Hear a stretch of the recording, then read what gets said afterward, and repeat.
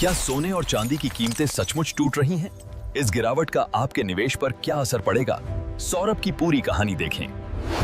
सोना और चांदी सदियों से जब भी मार्केट में गड़बड़ होती है ना, तो हम सब इन्हें एक सेफ हेवन, एक महफूज तिजोरी की तरह देखते हैं। एक ऐसी चीज जिस पर हमेशा भरोसा किया जा सकता है। लेकिन फिर 30 जनवरी 2026 को अचानक सब कुछ बदल गया। वो जो महफूज तिजोरी थी, उसमें जैसे एक बड़ी दरार आ गई। सवाल यही है कि रिकॉर्ड हाई पर पहुंचने के बाद अचानक इनकी कीमत इतनी तेजी से नीचे कैसे आ गई? तो चलिए सबसे पहले ये समझते हैं कि ये क्रैश आखिर कितना बड़ा था। गोल्ड, जिसे हम सबसे स्टेबल मानते हैं, एक ही दिन में, ध्यान दीजिए, एक ही दिन में 9% टूट गया। ये 2013 के बाद से इसकी सबसे बड़ी एक दिन की गिरावट थी। इसने सबको हैरान कर दिया। और सिल्वर का हाल तो इससे भी बुरा था। सिल्वर फ्यूचर्स मार्केट में 31%, 31% की भारी गिरावट। सोचिए, ये 1980 के बाद से सबसे बड़ी सेल ऑफ थी। मार्केट में ना एक अजीब सा डर का माहौल बन गया था। आम इन्वेस्टर्स तो बिल्कुल शॉक में थे। सोशल मीडिया पर एक यूजर ने सीधा लिखा, दिस इज कंप्लीट मैनिपुलेशन। लोगों को यकीन ही नहीं हो रहा था कि ऐसा नेचुरली हो सकता है। लेकिन सच्चाई ये है कि ये क्रैश किसी एक वजह से नहीं हुआ। ये कई सारी चीजों का एक परफेक्ट स्टॉर्म था जो एक साथ मार्केट से आकर टकराया। तो इस पूरी कहानी का जो पहला क्लू है ना, वो बड़ा सिंपल सा है, ह्यूमन नेचर, यानी हमारी फितरत। इसे ऐसे समझिए, जब कोई चीज बहुत कम टाइम में बहुत ज्यादा महंगी हो जाती है, तो जिन लोगों ने उसे सस्ते में खरीदा था, वो क्या करेंगे? अपना मुनाफा वसूलने के लिए उसे बेचना शुरू कर देते हैं। सिंपल, इसी को कहते हैं प्रॉफिट टेकिंग। और क्रैश से ठीक पहले बिल्कुल यही हो रहा था। इस साल गोल्ड की कीमत ऑलरेडी 18% ऊपर जा चुकी थी और चांदी की तो 40%। कीमतें इतनी तेजी से ऊपर गई थीं कि मार्केट में एक छोटा मोटा करेक्शन आना तो बनता ही था। लेकिन प्रॉफिट टेकिंग तो कहानी का सिर्फ एक छोटा सा हिस्सा था।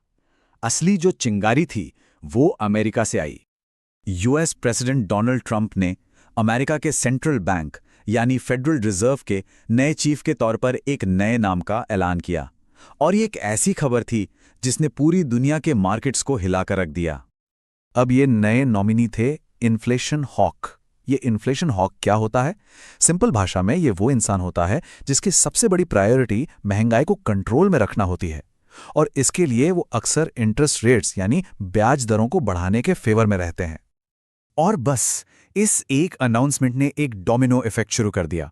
देखिए, मार्केट ने सोचा नए फेड शेयर आएंगे तो इंटरेस्ट रेट्स बढ़ेंगे।